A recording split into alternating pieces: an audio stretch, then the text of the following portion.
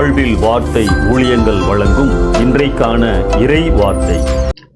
இயேசு கிறிஸ்துவின் இணையற்ற நாமத்தில் இந்த காலை வேளையிலே மகிழ்ச்சியோடு உங்களை வாழ்த்துகிறேன். இந்த நாளிலும் கர்த்தர் உங்களை ஆசீர்வதிப்பாராக.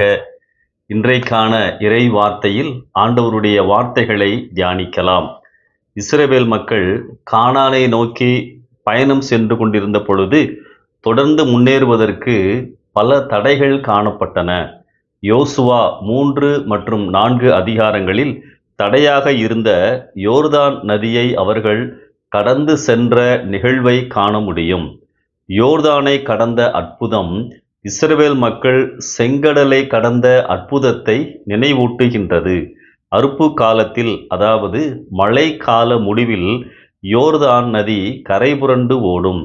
பாலங்கள் கட்டப்படாத அந்த நாட்களில் யோர்தானை கடந்தது மாபெரும் அற்புதம்தான். இந்த அதிசய செயல் ஜீவனுள்ள கடவுள் அவர்கள் மத்தியிலே இருக்கிறார் என்று தெளிவாக நிரூபித்தது. இந்த சம்பவத்தில் 3 ஆவிக்குரிய உண்மைகளை நாம் உணர்ந்து கொள்ள முடியும். முதலாவது, தடைகளை வழியாக மாற்றுகிறவர். எதை பார்த்து தயங்கி பயந்து நின்றார்களோ அதே தண்ணீரின் பாதை இவர்கள் கடந்து செல்லும் பாதையாக மாறியது. தண்ணீரற்ற உலர்ந்த தரை வழியாய் நடந்து போனார்கள். ஆம், நமக்கு இருக்கும் தடைகளையே ஆண்டவர் நாம் முன்னேறி செல்லுகின்ற பாதைகளாக மாற்றுகின்றவர். தடைகளை பார்த்து பயந்து விடாதீர்கள். அந்த தடைகளின் வழியாக நீங்கள் நடந்து செல்லுவீர்கள். இரண்டாவதாக, தாண்டி வந்த பாதைகளை நினைக்க வைக்கிறார். ஆண்டவர் 12 கோத்திரங்களுக்கும் அடையாளமாக 12 கற்களை நாட்ட சொல்லுகின்றார். தாங்கள் தங்கின இடத்திலும் வைக்க சொல்லுகின்றார். எதற்காக? நாளை அவர்களுடைய அடுத்த தலைமுறைக்கு இந்த அற்புதங்களை சொல்லுவதற்காக, ஒரு வாய்ப்பாக ஆண்டவர் இப்படி சொல்லுகின்றார். அற்புதங்களின் நினைவுகளை, ஆண்டவர் நம்மை கடந்த நாட்களில் அழகாய் வழி நடத்தினதை நாம் எப்பொழுதும் நினைக்க வேண்டும்.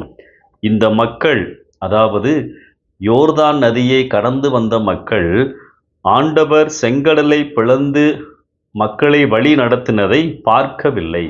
இவர்கள் எல்லோரும் வழியிலே, வனாந்தரத்திலே பிறந்தவர்கள்.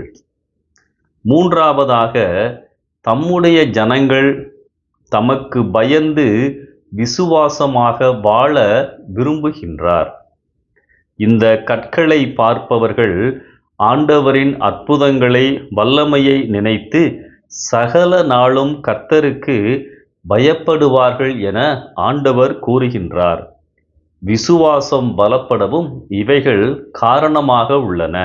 ஆம், அற்புதங்களை அனுபவித்துவிட்டு நாம் ஆண்டவரை மறந்துவிடக்கூடாது, அவருக்கு தூரமாகிவிடக்கூடாது. தலைமுறை தலைமுறையாக அவரோடு நல்ல உறவில் தொடர்ந்து இருக்க ஆண்டவர் விரும்புகின்றார். அன்பானவர்களே, தடைகளை வழியாக்குவார். தலைமுறைகளுக்கு நாம் அறிவிப்போம். அவரோடு தொடர் உறவிலே நாம் இருப்போம். ஆண்டவர் நம் மத்தியிலே இருக்கிறார். கானானே, பரம கானானே நமது இலக்கு. மரண பரியந்தம் நம்மை நடத்துபவர் நமது ஆண்டவர்.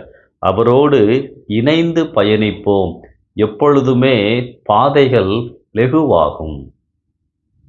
யோர்தான் நதி போன்ற, எரிகோ கோட்டை போன்ற தடைகள் நம் வாழ்க்கையிலே காணப்பட்டாலும் ஆண்டவர் நம்மோடு இருந்து வெற்றியாய் கடந்து செல்வதற்கு கண்டிப்பாய் உதவி செய்வார்.